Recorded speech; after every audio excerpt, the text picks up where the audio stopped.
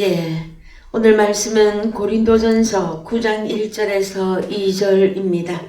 예, 다 같이 읽어보십시다.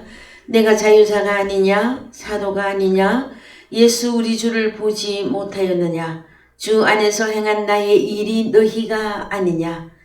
다른 사람들에게는 내가 사도가 아닐지라도 너희에게는 사도니 나의 사도됨을 주 안에서 인친 것이 너희라.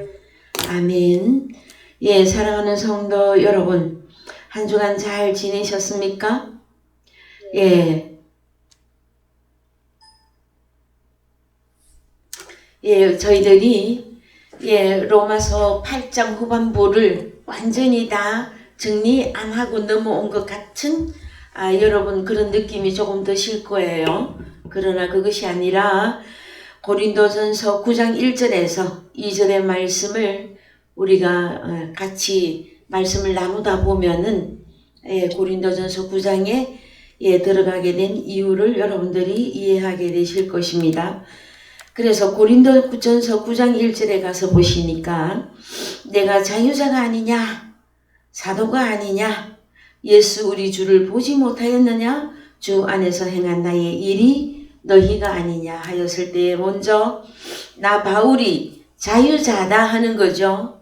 내가 자유자다 할 때에 성경에서 이 자유를 무엇이라고 표현하는지 잠깐 보십시다.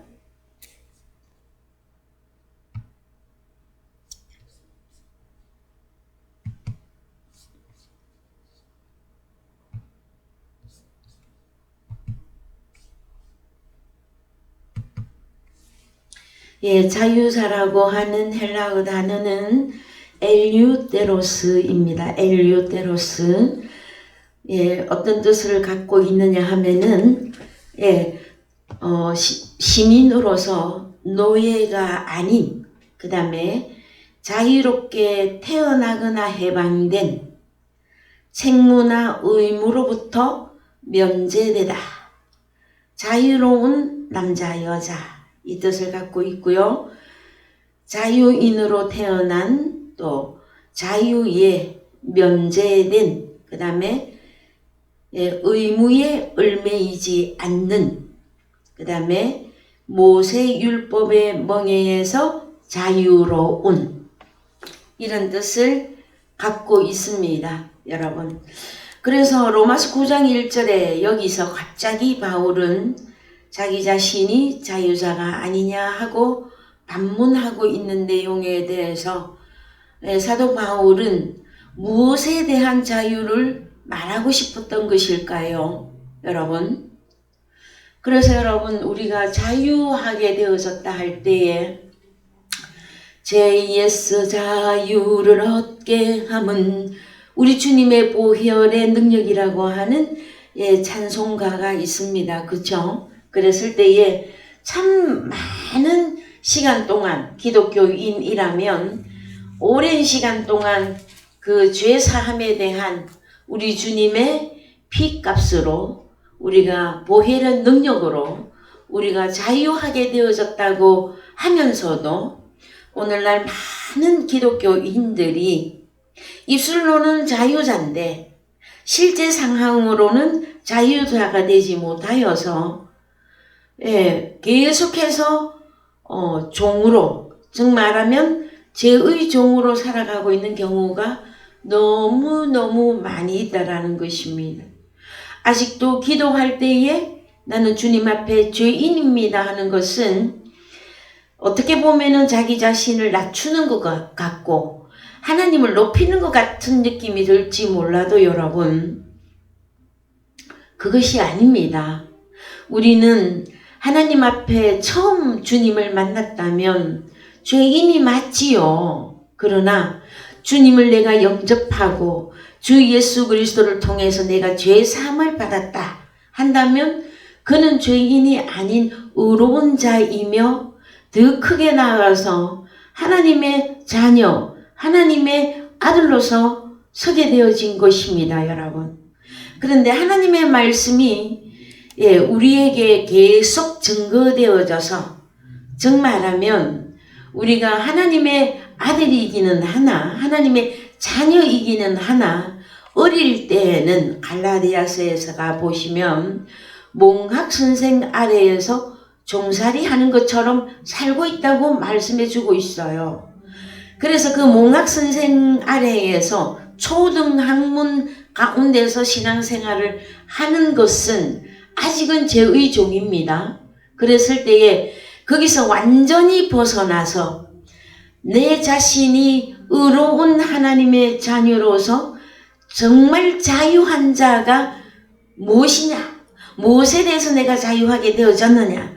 그러면 내가 자유자로서 어떤 율법이 나한테 적용이 되어지며 그 율법이 나의 삶의 목적에, 나의 인생의 마무리를 그 생명의 성령의 율법으로 어떻게 이룰 것인가? 이 부분이 분명하게 나오지 않으면은 말씀이 뒤죽박죽이 되어져서 때로는 자신이 죄인이 되었다가 때로는 자신이 하나님 앞에 의로운 자가 되어졌다가 그렇게 신앙생활을 하기가 쉽습니다, 여러분. 그래서 성경이 말하고 있는 자유자다 할 때는 노예가 아닌 것을 의미해요. 그 다음에 모세의 율법의 멍에에서 자유로워진 것을 말하는 것입니다. 즉 말하면 죄와 사망의 율법에서 완전히 어디로 옮겨져야만 돼요. 어디로? 생명의 성령의 율법 안으로 옮겨져야만이 온전한 자유자가 되어집니다. 그런데 이제 여기 로마서 9장에서 말씀하고 있는 사도 바울이 내가 자유자가 아니냐 하고 반문할 때에는 로마서 8장 고린도전서 8장 8절에서 13절까지의 그 식물에 대한 그 설명이 있었어요. 먹는 것과 뭐 고기를 나는 영원히 안 먹겠다 하는 그 바울의 고백 이후에 9장 1절에서 자신은 자유자다 이렇게 밝히는 거거든요. 그래서 8장 8절에서 13절까지 우리가 다시 한번 보십시다.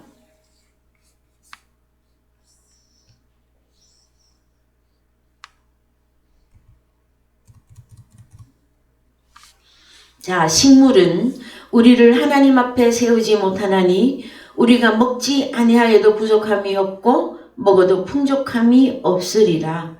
그런즉 너희 자유함이 약한 자들에게 거치는 것이 되지 않도록 조심하라 할 때에 이 약한 자들에게 대한 것은 여러분 지난주에 로마서 14장 1절에서 먼저 말씀을 해드렸었어요.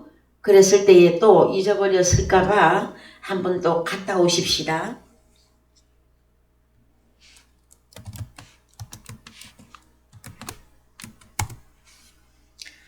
자, 믿음이 연약한 자를 너희가 받되 그의 의심하는 바를 비판하지 말라. 어떤 사람은 모든 것을 먹을 만한 믿음이 있고 연약한 자는 채소를 먹느니라. 그래서 이 채소는 여러분 어디까지 제가 설명을 해드렸느냐 하면은 창세기에서 누구에게는 어떤 양식을 누구에게는 어떤 양식을 하면서 설명을 해드렸었는데 여러분 기억이 나십니까? 그래서 좀 보십시다.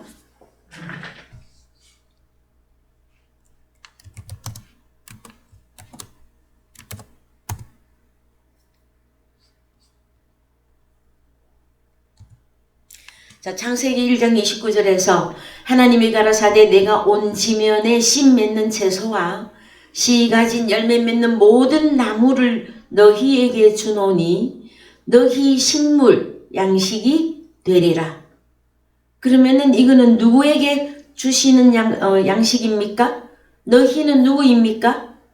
하나님이 가라사대 내가 온 지면에 씨 맺는 모든 채소와 씨 가진 열매 맺는 모든 나무를 너희에게 주노니 했을 때 28절에 가서 보니까 하나님이 그들에게 복을 주시며 그들에게 이르시되 생육하고 번성하여 땅에 충만하라 땅을 정복하라 바다의 고기와 공중의 새와 땅에 움직이는 모든 생물을 다스리라 하시니라. 그래서 여러분 구약 성경에 다스린다고 하는 이 단어가 우리는 신약에 오게 되어지면 그냥 통치 개념만 있는 것이 아니라 섬긴다 하는 개념이 더 큽니다, 여러분. 그러면은 우리가 하나님의 자녀들을 믿음이 연약한 자들을 식물이다, 채소다 하였을 때에 어떻게 하는 것이 다스리는 것입니까, 여러분? 섬기는 것인데 무엇으로 섬겨야 할까요?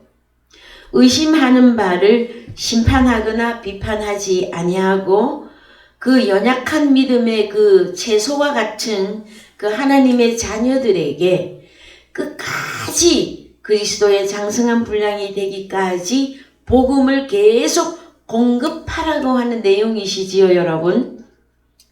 그리하였을 때에 이제는 쌍방간인데, 자, 하나님의 자녀들이 어려서 믿음이 연약하여서 채소와 같다고 할 때에 하나님의 말씀을 먹어야만이 그들이 성장할 수가 있어요.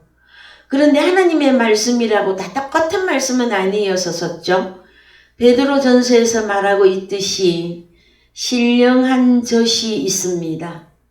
그래서 젖과 꿀이 먹는다 하였을 때에 가나안 땅에 일단 들어가야만이 젖과 꿀이 양식으로 주어지는데, 그때에 하나님의 어린 자녀들에게 주어지는 양식이 젖과 꿀로서 하나님의 어린 연약한 채소와 같은 자녀들이 하나님의 그 복음을 잘 받아들일 그 다음에 잘 소화할 수 있도록 증거하는 것이 복음을 증거하는 자의 또 몫이기도 합니다.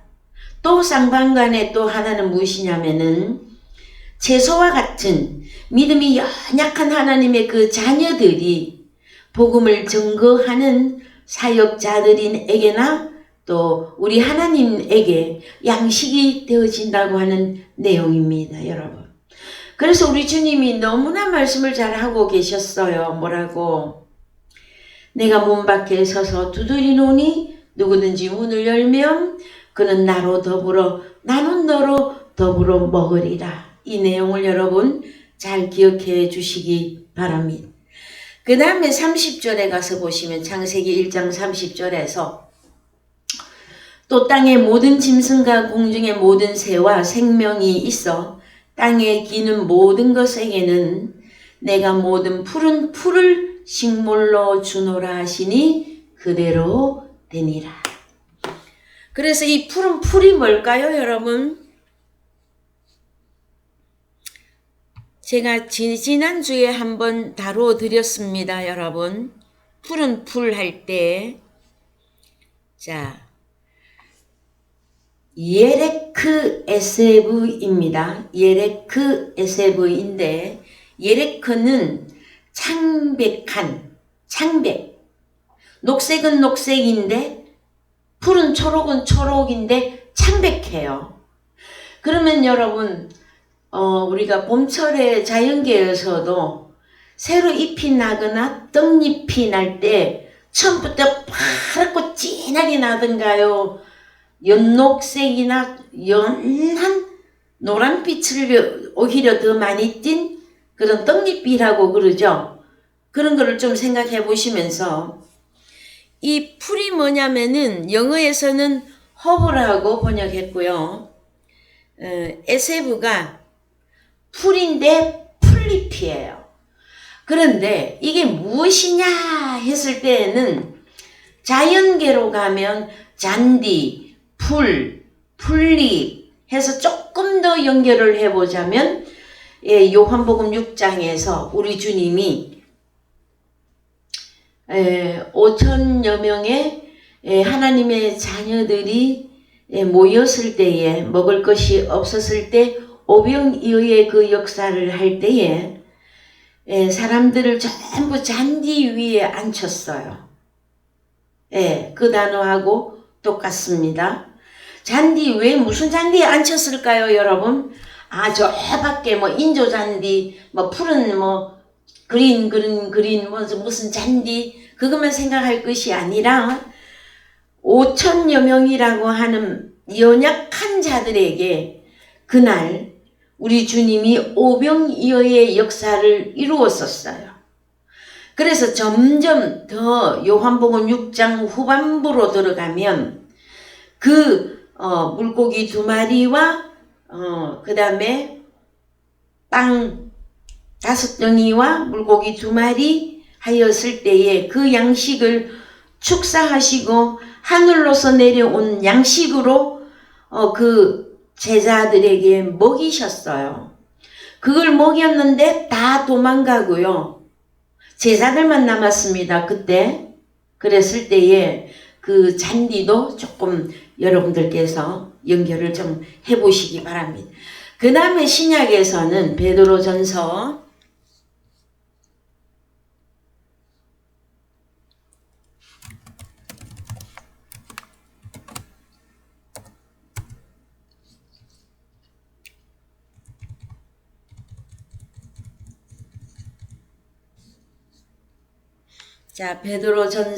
1장 24절에 가서 보시면 그러므로 모든 육체는 풀과 같고 그 모든 영광이 풀의 꽃과 같으니 풀은 마르고 꽃은 떨어지되. 그래서 지난번에 이 꽃이 떨어지는 것에 대한 말씀을 더 확결하게 여러분들에게 말씀 안 드렸던 것 같아요. 그래서 누가 풀이냐? 육체. 육체는 육체인데 누구? 코끝에 호흡이 있으면 살았다고 하는 그 인생들. 그들을 보고 풀이라고 합니다.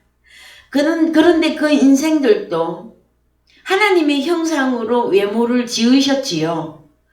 그래서 그 외모를 하나님의 형상대로 지었기 때문에 그 외모가 무엇이냐? 형상이에요.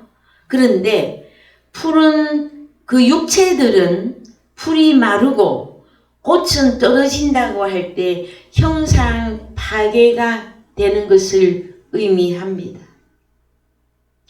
그런데 25절에서 오직 주의 말씀은 세세토록 있도다 하였으니 너희에게 전한 복음이 곧 이 말씀이니라 할 때에 말씀으로 이루어진 자들은 겉으로 볼 때는 다 하나님의 형상으로 사람들은 하나님의 형상으로 지었기 때문에 악한 자나 선한 자나 다 누구든지 보기에 다 사람으로 보일 거예요.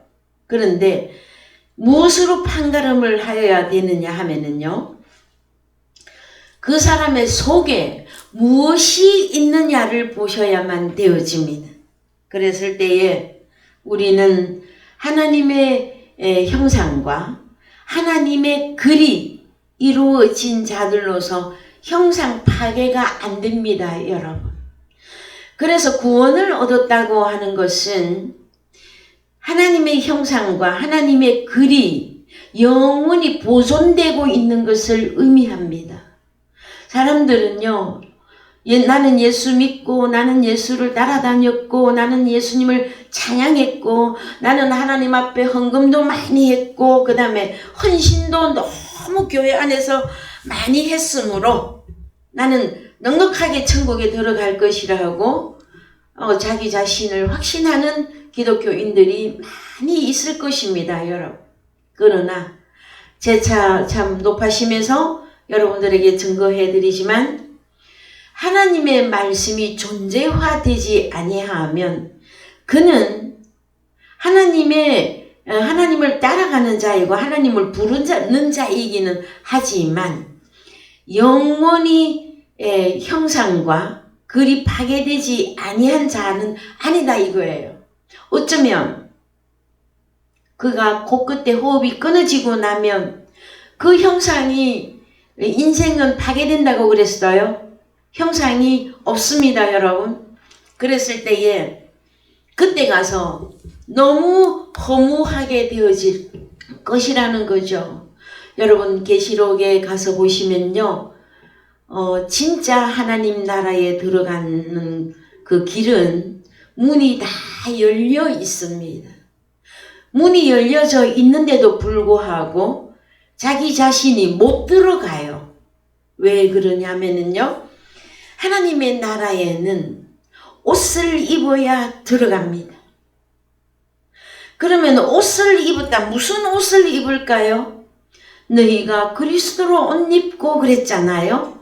그럼 내가 무슨 옷을 어떻게 입어야만이 하나님 나라에 즉 말하자면 하나님 나라에 문은 열려 있으나 형상이 파괴된 자들은 스스로 그 안에 들어갈 수가 없습니다, 여러분.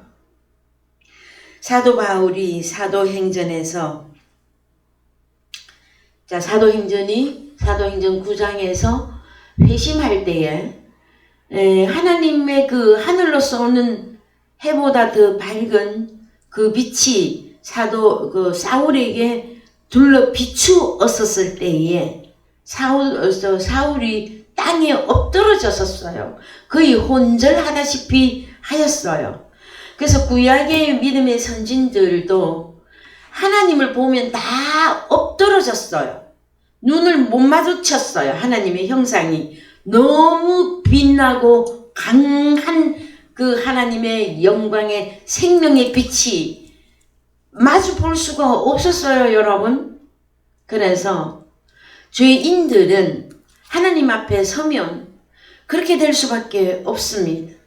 근데 우리는 하나님의 자녀들은 지금 현재 우리를 얼마나 영광스럽고 아름답게 변화시켜 놓으셨느냐 하면은 내가 하나님의 형상과 내가 하나님의 글을 해보겠다고 하는 내용은 하나님 나라에 진정코 들어갈 때에 끄리낌 없이 그냥 무사 통과, 그 바리케이트가 없이 그냥 들어갈 수 있도록 이루어졌다고 하는 내용입니다, 여러분. 그래서 때로 우리가 성령에 충만하면서 인생의 생각으로 많이 내려가다 보면은요, 아무리 하나님의 아들이라고 자부하고 또 자존감이 있는 사람이라 할지라도 우리의 생각이 자꾸 육신으로 가게 되어지면 하나님에 대한 자긍심과 또 자기 자신이 어떠한 자인지를 자꾸 잃어버려요.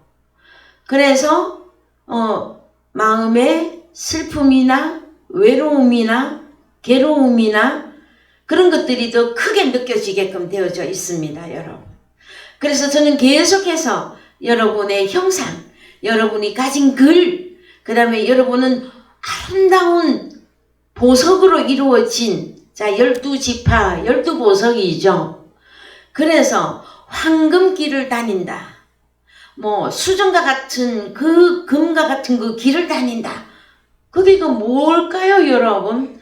우리의 자신이 보석과 같은 영원히 변치 않는 자로 이미 이루어져 있다고 하는 내용입니다, 여러분. 그랬을 때에 육체와 하나님의 아들의 차이점을 저는 전해드리고 있습니다. 육체는 코끝에 호흡이 끊어지면 형상 파괴입니다. 그래서 썩는다 그래요. 그런데 하나님의 아들들은 썩지 아니할시다 하고 말해 주셨는데, 여기 보면은 23절에서 베드로전서 1장 23절에서 너희가 거듭난 것이 썩어질 씨로 된 것이 아니요 썩지 아니할 씨로 된 것이니 하나님의 살아있고 항상 있는 말씀으로 되었느니라. 이 말씀은 또 무슨 단어인지 보십시다.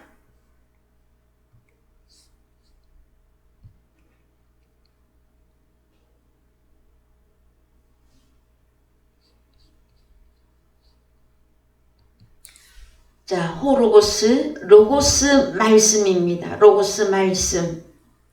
그 다음에 또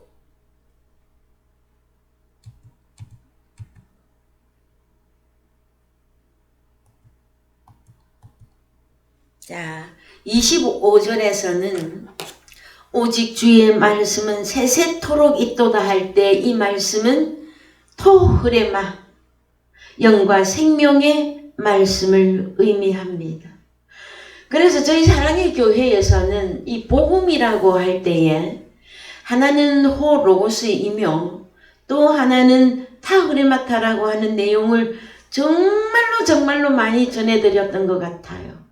호로고스는 시의 개념으로서 하나님 아들의 시를 의미합니다. 그랬을 때 요한복음 1장 1절에서 호로고스는 영생하시는 우리 주님을 의미했어요. 그 다음에 토흐레마, 우리 주님의 입으로부터 나오는 영과 생명의 말씀, 그것은 우리 주님의 살과 우리 주님의 피였었죠, 여러분. 그래서 우리 주님이 온통 내가 내 것으로 되어지는 것을 의미해요, 여러분. 그런데 단순히 내가 예수를 부른다고, 내가 예수를 찬양했다고 하나님의 나라에 들어가는 것이 아닙니다, 여러분. 그래서 제일 첫 번째 하나님이 주장했던 것이 사람이 무엇을 먹을까 마실까 입을까 염려하지 말라 하시면서 너희는 하나님의 나라와 의를 구하라고 하셨고, 또 요한복음 1장 1절에서는 그 호로고스 말씀이 1장 14절에서 호로고스 사르크스 에게네토 하였을 때에 말씀이 육신으로 만들어져야만 된다고 하셨던 것이에요, 여러분. 그래야만이 우리가 영생의 존재가 되어지는 것입니다. 자, 여러분, 이제 오늘 본론의 말씀으로 들어가셔서, 자, 고린도전서 8장 8절에서 13절까지에 대한 이 식물에 대한 이 설명이 단순히 입으로 들어갔다 뒤로 버려지는 그 음식으로만 적용하면 안 된다고 참 수십 번도 더 말씀을 해드렸던 것 같아요. 그랬을 때 나 자신이 자유자다 하고 밝힐 때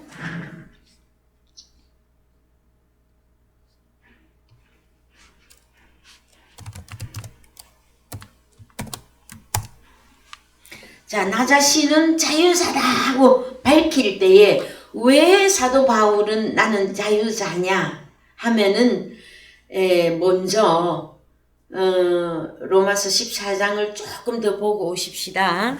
자, 자유자라고 할 때 먹는 거 식물 때문에 그래요.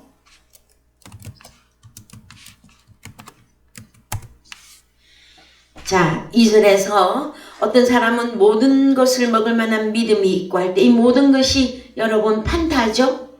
그래서 하늘에서나 땅에서나 바다에서 나오는 것을 의미합니다. 그랬을 때에 요한복음 21장에 가면 베드로에게도 우리 주님이 그렇게 말합니다.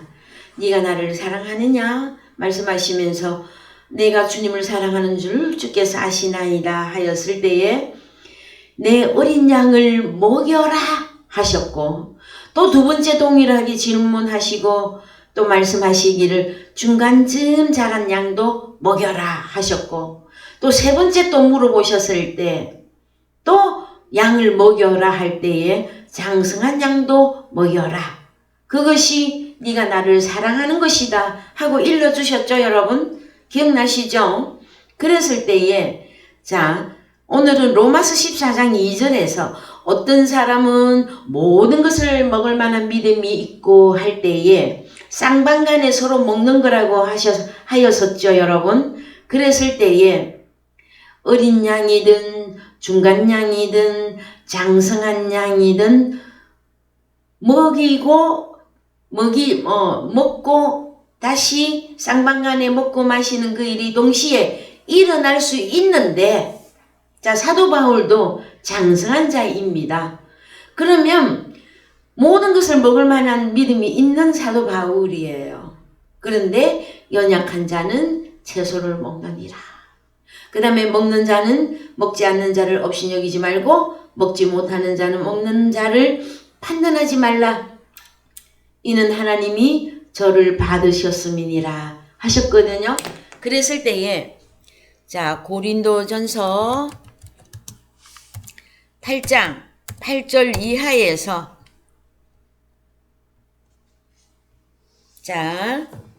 지식 있는 내가 10절에서 지식이 있다고 하는 네가 우상의 집에 앉아 먹는 것을 누구든지 보면 그 약한 자들의 양심이 담력을 얻어. 그럼 약한 자들이 누구로 봐야 됩니까, 여러분? 하나님의 자녀이나 풀과 같고 채소와도 같은 그들. 그들은 양심이 담력을 얻어서 왜? 지식이 있다고 하는 자는 장성한 자를 의미합니다. 그래서 때 어찌 우상의 재물을 먹게 되지 않겠느냐? 그러면 내 지식으로 그 약한 자가 멸망하나니 그는 그리스도께서 위하여 죽으신 형제라. 자, 약한 자들도 주님의 형제라고 말씀하고 있죠, 여러분? 그 다음에 12절. 이같이 너희가 형제에게 죄를 지어 그 약한 양심을 상하게 하는 것이 곧 그리스도에게 죄를 짓는 것이다. 그래서 지극히 적은 자 한 사람에게 냉수 한 그릇을 대접하는 것. 즉 말하면 아주 연약한 복음일지라도 조그마한 복음일지라도 신령한 젖을 의미합니다. 율법 아래에 죄와 사망의 율법을 주라는 게 아니에요, 여러분. 그리스도 예수 안에 예수 그리스도 안에 들어온 채소와도 같은 연약한 믿음이 연약한 하나님의 자녀들에게는 베드로의 말씀대로 신령한 젖을 먹이라 하는 거예요. 그랬을 때에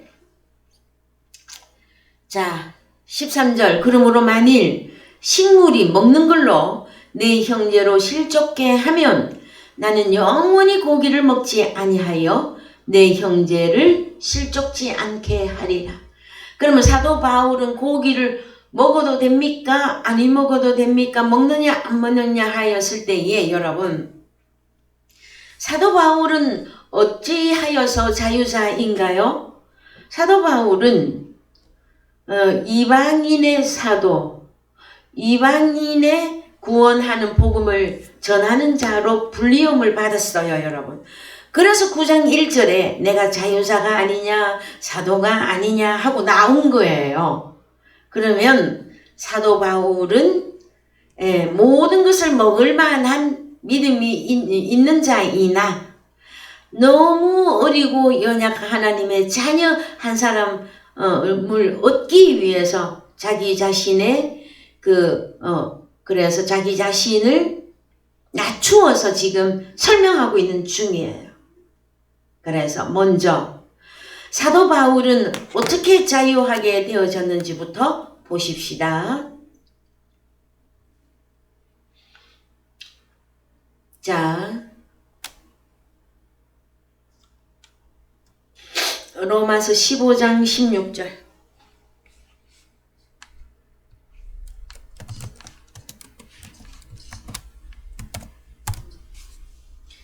이 은혜는 곧 나로 이방인을 위하여 그리스도의 예수의 일꾼이 되어 하나님의 복음의 제사장 직무를 하게 하사. 제사장 직무가 뭡니까, 여러분? 이방인을 제물로 드리는 그것이 성령 안에서 거룩하게 되어 받으심직하게 하려 하심이라. 사도 바울은 로마서 15장에서 이렇게 밝히고 있습니다. 자, 하나님의 복음의 제사장 직무다. 뭐다? 복음으로 이방인을 제물로 그것도 성령 안에서 거룩하게 되어져서 어떻게 된 게 거룩한 겁니까, 여러분? 죄 사함이 완전히 이루어진 하나님의 자녀들을 하나님이 받으셔요. 우리 하나님은 내가 너로 인해서 먹고 나는 너로 더불어 먹으리라 그러셨죠? 그래서 우리 하나님의 양식으로 드리는 거예요. 자, 그래서 그러므로 내가 그리스도 예수 안에서 하나님의 일에 대하여 자랑하는 것이 있거니와 그리스도께서 이방인들을 순종케 하기 위하여 나로 말미암아 말과 일이며 표적과 기사의 능력이며 성령의 능력으로 역사하신 것 외에는 내가 감히 말하지 아니하노라. 자, 여러분 또 이제 가야 되는 것이 로마서 8장에 가야만 됩니다.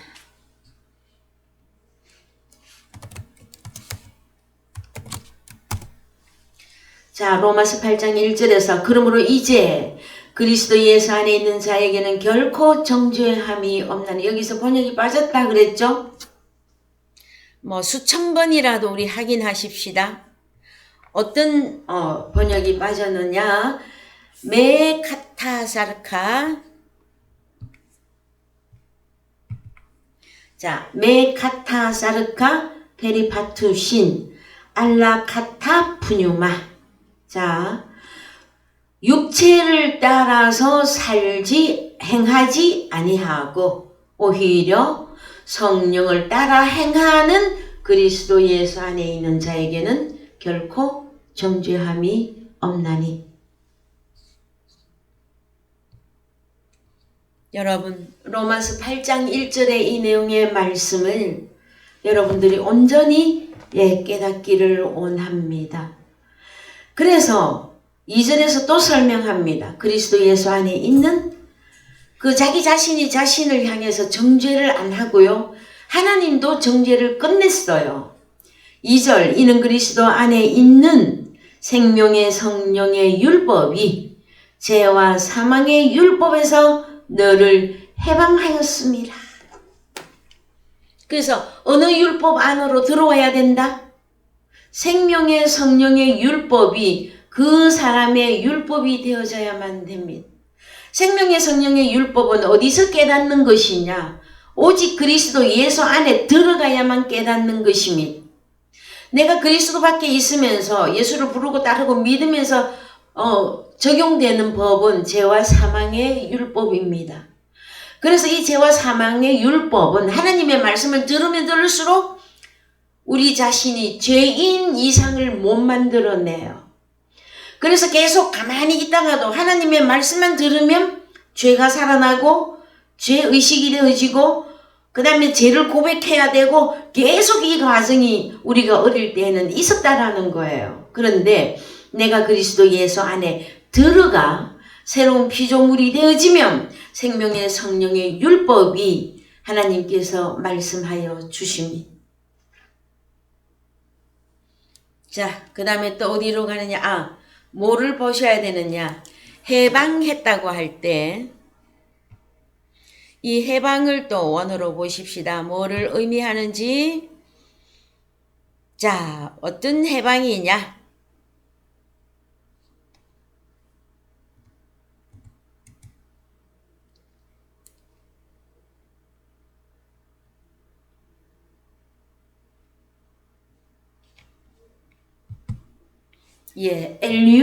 엘유테로라서 엘유테로스하고 엘유테로하고 같은 선상의 단어입니다. 그래서 무슨 뜻이냐? 자유롭게 하다. 혹은 어떤 면에서 면제되다. 해방하다, 자유롭다. 죄의 지배로부터 완전히 자유롭게 하다. 입니다, 여러분. 그래서 우리가 성경적으로 죄에서 자유를 얻게 함은 보혈의 능력, 예수의 보혈만 우리가 주로 찬양을 하셨지요. 근데 로마서 8장에서는 그 예수의 보혈이 여러분 주님의 살과 피이잖아요. 근데 2000년 전에 십자가에 흘렸던 그 피만 자꾸 생각을 한단 말이에요. 그것은 현재로 끌어내려오면 무엇이냐? 예수 그리스도 안에 존재하는 생명의 성령의 율법 말씀이다라는 거예요. 주님의 살과 피를 어디서 먹고 마십니까, 여러분? 예수 그리스도 안에 들어가야 먹고 마신단 말이에요. 이 차이점을 아무리 성도님들에게, 기독교인들에게 증거를 해도 자꾸 안 받아들여요. 왜요? 예수 그리스도 안에 들어와서 완전한 자유를 얻으라 하는 복음이거든요. 그런데 자꾸 죄인의 길에 있는 게 좋은가 봐요. 어떤 면에서는. 여러분, 왜 그러는 줄 아십니까? 죽음이 두려워서 그러는 거예요. 죽음이 두려워서. 예수 그리스도 안에 들어가려면 목숨을 한번 버려야 되는 것이잖아요, 여러분. 그럼 어떻게 목숨을 버립니까, 여러분? 찬양은 너무나 오랫동안 불렀어요. 내가 그리스도와 함께 십자가에 못 박혔나니. 한번 죽어야만 되어집니다. 주님과 함께. 그러려면 목숨을 버려야 되는 것이란 말이에요. 그러면 주님이 새 목숨을 우리한테 주시는 거예요, 여러분. 그 새 목숨이 우리의 육체와 함께 그 마음의 증과 욕심까지 십자가에 다 못을 박아야만이 그는 의로운 하나님의 자녀가 되는 길입니다, 여러분. 그래서 정말로 여러분들께서는 죄와 사망의 율법에서 해방되셨습니까? 자유롭게 되셨습니까? 그것은 몽각 선생이 가르치는 복음으로는 안 돼요, 여러분. 왜? 계속 죄를 만들고 죄만 생각이 나고 죄인을 자꾸 고백하게 만들기 때문에 그렇죠, 여러분?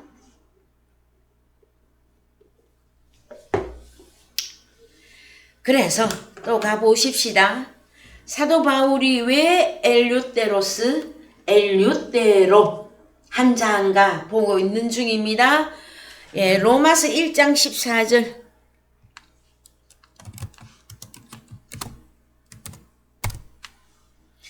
헬라인이나 야만이나 지혜 있는 자나 어리석은 자에게 내가 빚진 자라. 그러므로 나는 할 수 있는 대로 로마에 있는 너희에게도 복음 전하기를 원하노라. 로마는 완전 이방인이죠, 그죠? 내가 복음을 부끄러워하지 아니하노니 이 복음은 모든 믿는 자에게 구원을 주시는 하나님의 능력이 됨이라. 첫째는 유대인에게요, 또한 헬라인에게로다. 헬라 그러면은요, 그리스를 말하죠. 그리스를 말하는데 온 세계 전체의 이방인을 의미합니다, 여러분. 그래서 사도 바울이 가진 복음이 뭐냐? 복음에는 하나님의 의가 나타나서 반드시 복음에는 의로운 자가 탄생이 되어져야 돼요, 여러분. 믿음으로 믿음에 이르게 하나니. 어떤 믿음에서는 나와서 어떤 믿음 안에는 들어가야 된단 말이에요. 그게 갈라디아서이잖아요. 믿음이 오기 전에는 우리가 몽각 선생 아래 있었었는데 믿음이 온 후로는 우리가 하나님의 아들이 되었다. 이거 선포잖아요, 여러분. 조금 이따 찾아봅시다. 그래서 기록된 바 오직 의인은 믿음으로 말미암아 살리라 함과 같으니라. 사도 바울이 가진 복음은 하나는 호로고스였으며 또 하나는 타우리마타였었어요. 사도 베드로도 그 복음을 얘기했고요.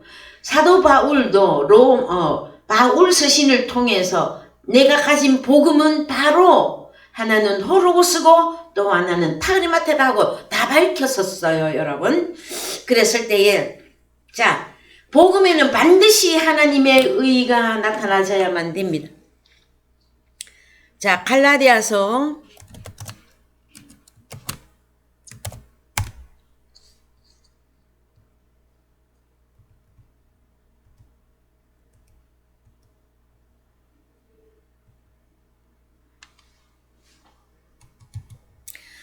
갈라디아서 3장 10절에서 보시면 무릇 율법행위에 속한 자들은 저주 아래에 있나니 기록된 바 누구든지 율법책에 기록된 대로 온갖 일을 항상 행치 아니하는 자는 저주 아래에 있는 자라 하였습니다. 여러분, 의롭게 되지 않으면 저주 아래에 있는 거예요, 여러분.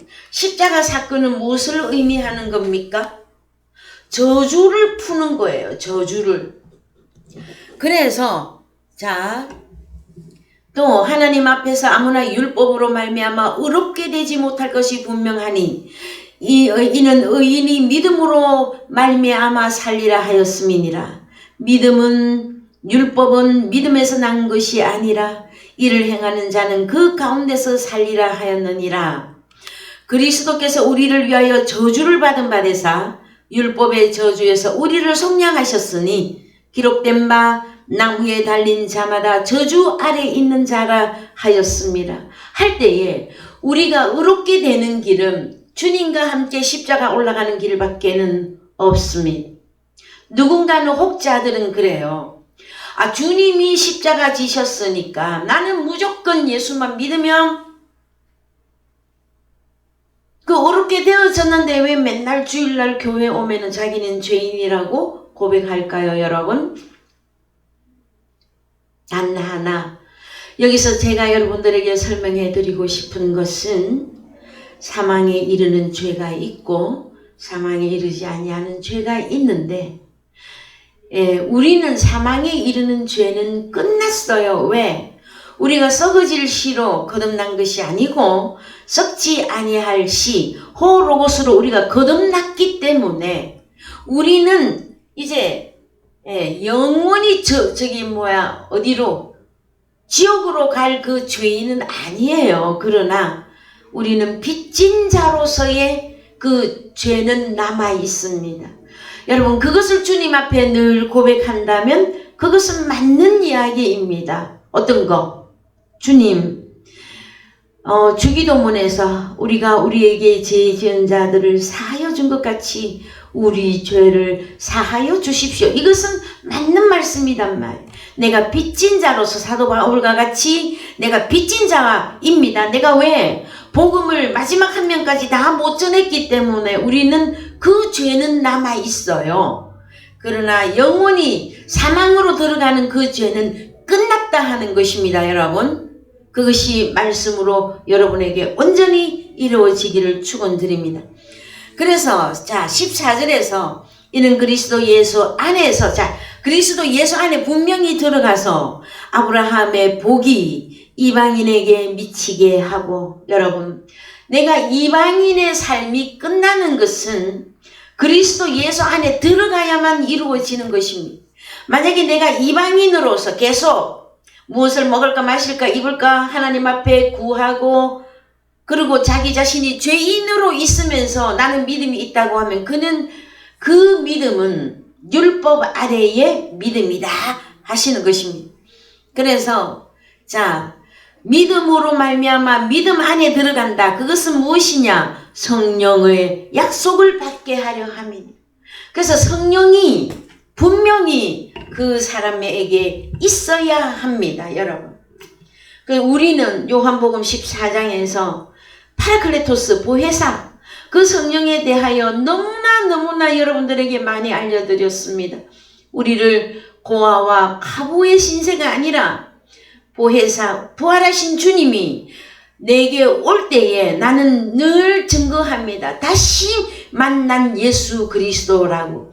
내가 율법 아래에서 죄와 사망이 율법이 나를 주장하는 가운데 내가 죄인으로 예수를 만났다면 이제는 다시 만난 그 주님은 부활하신 주님이 갈릴리 바닷가에서 제자들에게 부활 후에 다시 나타나셔서 얘들아 갈릴리 바다 두 번째로 갔어요. 우리 주님이 가셔서 뭐라고? 바다에서 또 고기 잡고 율법 아래로 다시 또 뛰쳐내려간 베드로와 제자들을 향하여서 물어봅니다. 얘들아 먹을 것이 좀 있느냐? 하였을 때에 베드로는 겉옷을 벗고 뛰쳐나왔고 다른 제자들도 똑같아요. 다 같이 이제 다시 부활하신 주님을 만났을 때에 그때 우리 주님이 먹을 것을 또다시 정합니다. 얘들아 먹을 게 있느냐? 그래서 숯불에 구운 생선을 드십니다, 여러분. 숯불에 구운 생선이 무엇이었을까요, 여러분? 베드로 고기, 볼라구, 참치 이런 것이었을까요, 여러분? 내가 너희로 사람을 낚는 어부가 되게 하리라 할 때에 이제 숯불 위에 구운 그 생선을 먹고 마셔야 되는 제자들도 이제 생명의 성령의 율법 안으로 다시 들어가야 되는 그 내용을 미리 말씀하신 것이란 말이에요. 그게 무엇이냐? 사도행전 2장에서 거룩한 영이 제자들에게 임했을 때에 제자들이 순교를 두려워하지 아니하고 전 세계화 복음을 전가하러 나갔던 것입니다, 여러분. 그래서 자, 읽어보십시다. 형제들아, 사람의 예대로 말하노니 사람의 언약이라도 정한 후에는 아무나 패하거나 다하거나 하지 못하는 일.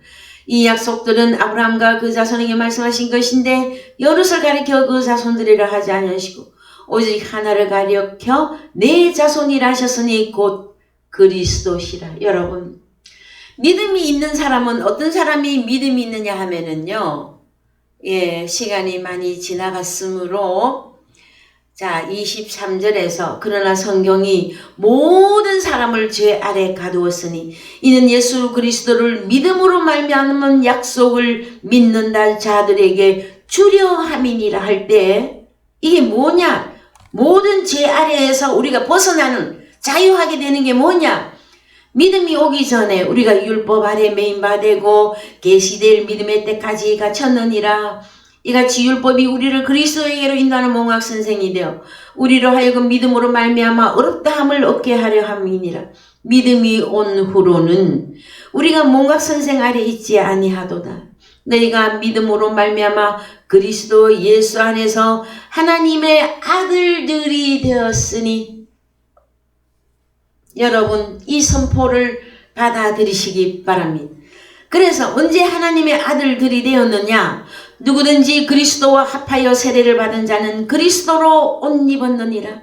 너희는 유대인이나 헬라인이나 종이나 자주자나 남자나 여자 없이 다 그리스도 예수 안에서 하나이니라. 자유한 자들이니라. 너희가 그리스도께 속한 자면 곧 아브라함의 자손이요 약속대로 유업을 이을 자니라. 내가 또 말하노니 유업을 이을 자가 모든 것의 중인이나 어렸을 동안에는 종과 다름이 없어서 그 아버지의 정한 때까지 후견인과 청지기 아래 율법 아래 선생 아래 있나니, 이와 같이 우리도 어렸을 때에 이 세상 초등학문 이거를 저 세상 밖에 학문으로 보면 안 됩니다. 죄와 사망의 율법 아래에 있어서 종노릇하였더니 때가 참에 하나님이 그 아들을 보내사, 아들 누구? 호로고스, 아들의 씨 예수 그리스도, 영생하시는 예수를 파라클레토스로 나에게 보내사 여자에게서 나게 하시는 어느 여자? 마리아인 나에게서 나게 하시고, 율법 아래 나게 하신 것은 율법 아래 있는 자들을 속량하시고 우리로 아들의 명분을 얻게 하려 하심이라. 너희가 아들인 고로 하나님이 그 아들의 영을 우리 마음 가운데 보내사 아빠 아버지라 부르게 하셨느니라. 그러므로 네가 이후로는 종이 아니요 아들이니 아들이면 하나님으로 말미암아 유업을 이을 자니라. 아멘이십니까 여러분? 자, 그래서 한 군데만 보고 오늘 말씀 마치겠습니다. 고린도전서, 이 이외에도 더 많이 보셔야만 되어지나, 말씀을 압축해서, 고린도전서 9장 19절.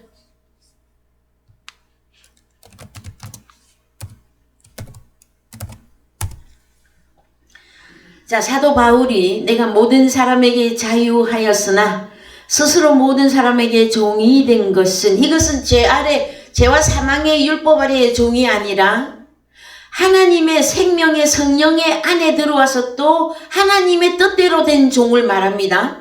종이 된 것은 더 많은 사람을 얻고자 함이라. 유대인에게는 내가 유대인과 같이 된 것은 유대인들을 얻고자 함이요 율법 아래에 있는 자들에게는 내가 율법 아래에 있지 아니하나 율법 아래 있는 자같이 된 것은 율법 아래 있는 자들을 얻고자 함이요 율법 없는 자에게는 내가 하나님께 율법 없는 자가 아니요 도리어 그리스도의 율법 아래 있는 자나 율법 없는 자와 같이 된 것은 율법 없는 자들을 얻고자 함이라. 약한 자들에게는 내가 약한 자와 같이 된 것은 약한 자들을 얻고자 함이요 여러 사람에게 내가 여러 모양이 된 것은 아무쪼록 몇몇 사람들을 구원코자 함이니 내가 복음을 위하여 모든 것을 행함은 복음에 참여하고자 함이라. 여러분, 사도 바울은 제가 일명 전천후 복음 사역자라고 설명해 드렸습니다. 여러분, 사도 바울은 생명의 성령의 율법으로 선포한 자입니다. 그것을 복음으로 증거했습니다. 그래서 고린도전서 1장에서는 내가 세례를 주러 온 것이 아니다. 무엇을 하려고 하였느냐? 오직 복음을 전하고려고자 했는데 십자가의 그 호로고스를 증거하기 위하였다고 설명하고 있습니다. 여러분.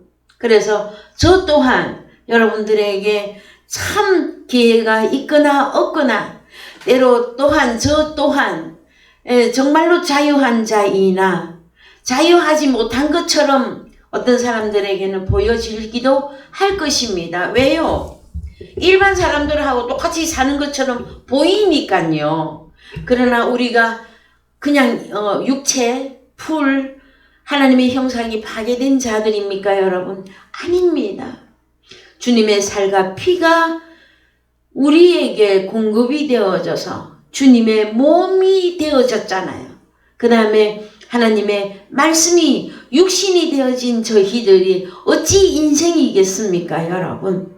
그러나 자, 사도 바울도 약한 자들 앞에서는 내가 영원히 고기를 먹지 아니하리라 하였어요. 그것은 영원히 안 먹겠다가 아니라 그 약한 자가 성장하면은 또 그때 장성한 자로 사도 바울의 양식이 되어지며 또 하나님 앞에 양식이 되어질 것이기 때문에 그러한 것입니다. 다음 주에는 우리 주님이 먼저 공생의 때에 복음으로 먼저 본을 보이실 때에 우리 주님도 이방인들에게 복음을 증거하러 오셨습니다, 여러분. 그래서 다음 주에는 우리 주님이 본을 보이신 문제와 그 다음에 진짜 이방인들을 가려내고자 합니다. 성경이 말하고 있는 이방인이라 하였을 때에 유대인들은 자신들은 선민이라 하고 유대 밖에 있는 자들을 다 이방인이라고 하였으나 우리 주님이 온 후로는 생명의 성령의 율법으로 죄와 사망의 율법 아래 있는 자들을 다 이방인으로 만드셨어요, 여러분. 이 내용에 대한 말씀을 다음 주에 또 증거하고자 합니다. 예, 찬송가